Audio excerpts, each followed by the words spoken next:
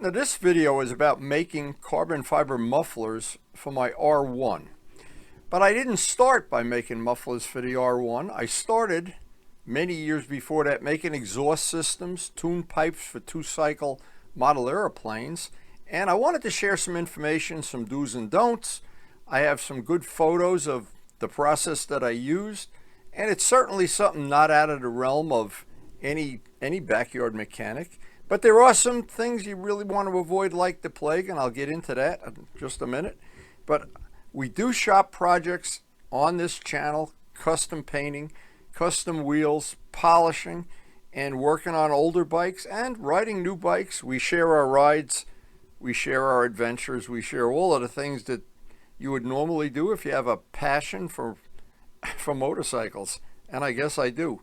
But this story starts, and I want to try not to leave out any steps. It may get a little lengthy. You could watch it in 4K, adjust your device.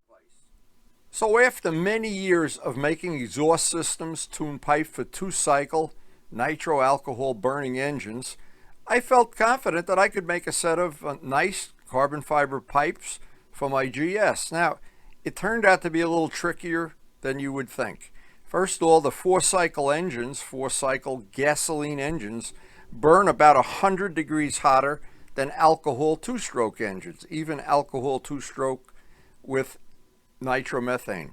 Now, what that means is the resin that I was using to do the two-cycle engines, and this is one of the key tips you can pick up off the video. One of the key things is you need to have resin. Hopefully you can get resin that'll go to 500 degrees, and I'll explain more about this as we go on. But the original ones that I made for the model airplanes, the resin was EPON, and it was rated for 350 degrees constant use. That resin really will be marginal or unusable on any four-cycle motorcycle project, so you really need to think this through. Now, once you commit to a resin and you read all the safety precautions, it's the first thing I do is design the part in my mind, how I want to make it. And I can usually do that pretty effectively. And then I need to make a plug that's going to be the plug for a rubber mold. I need one for each side of the muffler. I need to have the back part that'll have a taper and the front part that'll be flat. They need to have a lip on them so I can drill and get material there enough to put screws and nuts on. So this part of it is relatively straightforward. It's smooth on molding rubber. That's the pink molding rubber.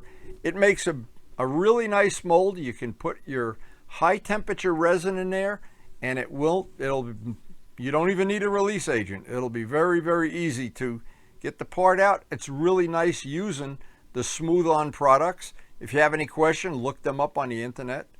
And making this, the material I got various grades of carbon fiber from Dave Midgley and Dick Hewitt, and thank you guys.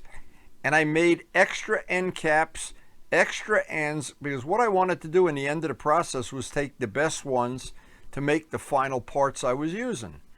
Now what I did is I bought an R1 exhaust system from a fellow named Ron that was the service manager at Motorcycle Mall. He had the exact same bike. I bought a piece of PVC pipe, the diameter I wanted to make the parts. I was using that for the mold itself, and you can use any number of ways. PVA is one good way, or you can wrap it with saran wrap so you can get your molds off. You can see the parts are molded in the foreground of the picture, and those become the bodies of the mufflers. And once you cut an R1 exhaust system apart, it's quite a big job to cut it apart.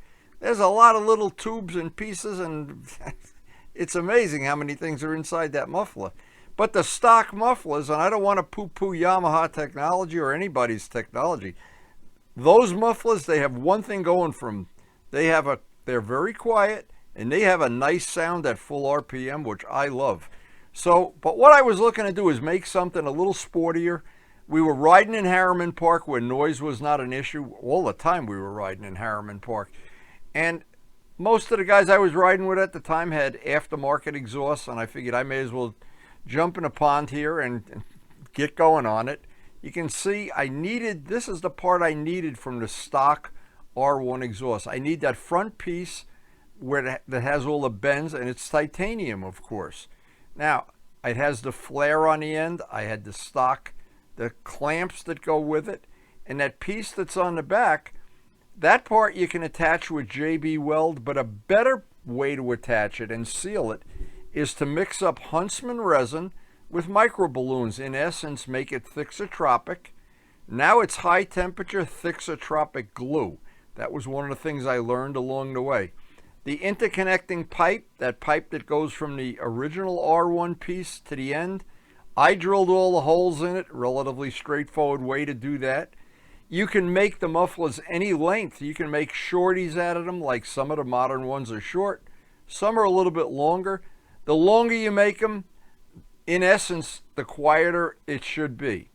Now, one of my goals was to make this as simple as possible. I didn't want to get into a lot of extra tooling or making anything I didn't have to make. And it was a big help using the PVC pipe to make the cones. They're attached to the back and with an ordinary joint with JB Weld, and then I put one more layer of carbon fiber over the whole piece. So in essence, there's no joint between the back and the front. You don't see a joint. That was a nice way to do it. Now the final finish, actually I did it several different ways. I wanted to try to figure a way of getting this to be as shiny as possible.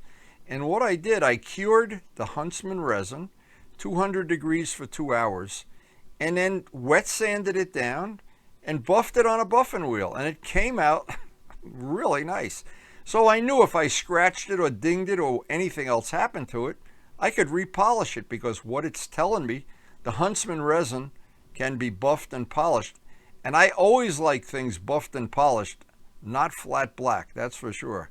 Especially carbon fiber flat black. I prefer shiny.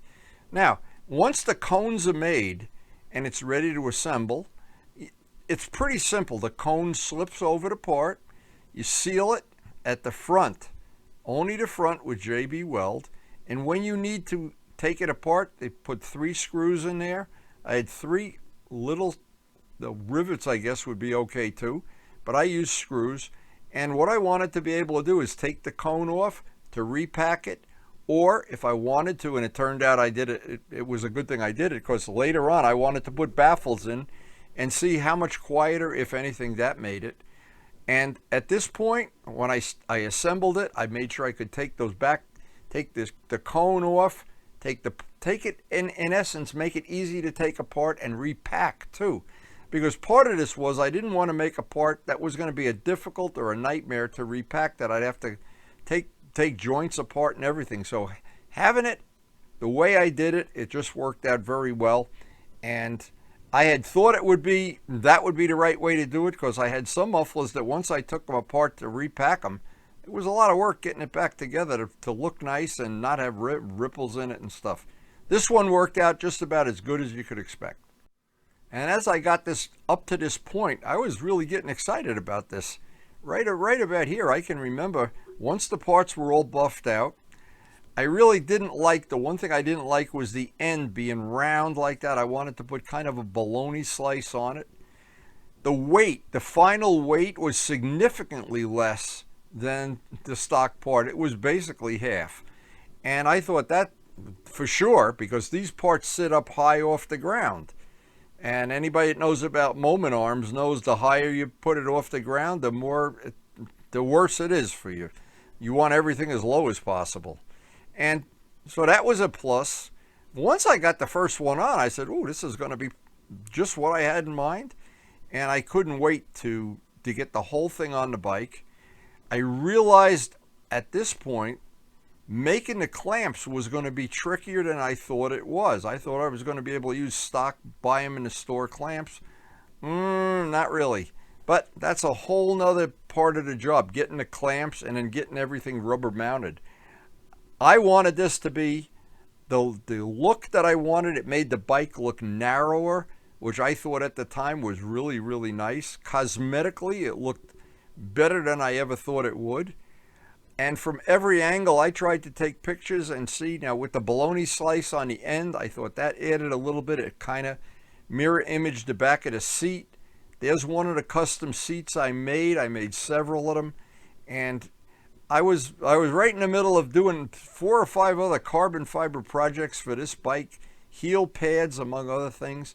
But boy, when I got to this point, was I ever excited when I tightened up all the clamps, and I wanted to hear it run. And I was a little disappointed how loud it was. It was really, really loud. So I started experimenting with different baffling. And I thought ahead of time that I wanted to be able to either add baffles or take them out, and I had to take the cone off to get in there and loosen the screws. These things are like a bottle cap. They have an edge to them, and you can't see the screws from outside the part. So that all worked out well, but it didn't really quiet it down enough that it was worth, to be honest, I liked it better without the baffles in it. And again, because we were riding in a no housing area, and the road to get there was basically a highway, that was fine. But the area I ride now, and you can look at any of the videos I post on a daily basis, where we ride now is to get there, to get to that nice riding area, you've got to go through a lot of places where there are a lot of houses, and I don't like to announce my coming up down the block any quicker than I have to. Anyway, the baffles, that was one part of the learning curve here. And I wanted to take some pictures of this from every angle. Now, looking back, having the pictures and having pictures like this of every step of the way, what it does, it allows me to share what I think was, for me, an interesting experience, a learning curve. I got to make my second set of mufflers. They're both different. And here's the material again that Dave provided. Dave Midgley, thank you again. And I still have the original mufflers that came with the bike. I have this set of what I'll call the windy mufflers for if it ever goes back that we can ride in Harriman Park again the way we used to with wild abandon. Well, and I don't think that's going to happen though. That's kind of evolved. But looking back, I can share these pictures now. I hope you've enjoyed and not gotten too bored with my presentation. I'm glad I shot all these pictures to complement the video that's already out on the channel. And looking back, I learned so much about high temperature resin. The Huntsman resin is the way to go, not Ippon as far as I'm concerned. I made those little covers for the stock mufflers for when I would put them back on the bike with stock mufflers. They worked out great, just couldn't have been better. Again, every part of this whole bike has been a learning curve. I've enjoyed doing all the experiments. I've enjoyed shooting the video. I've enjoyed sharing it on YouTube. And when it was all assembled and I finally got to hear that sound, and that sound is still in my mind. And the nice thing is anytime I want, it's about an hour to swap out the exhaust. And, oh, you're probably going to want to hear what it sounds like. Well, that's pretty easy to do. This is what it sounds like.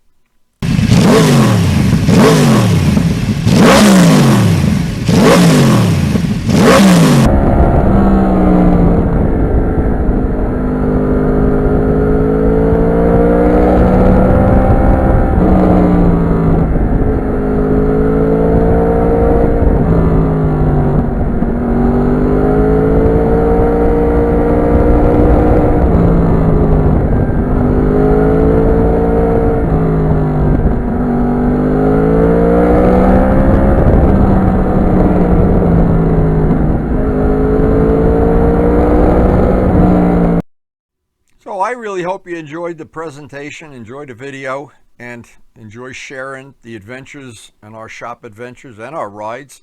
There's plenty of rides out on the channel right now with the stock mufflers and with these. You just need to search the channel. And hopefully what we're going to have at some very near future time, we'll get the bug to do some evil twinning and swap the exhausts out, make a video of it, a before and after. That might be coming very soon. In the meantime, I've enjoyed all the projects I've done working on this bike. It's been a lot of fun, and I enjoy sharing it with you.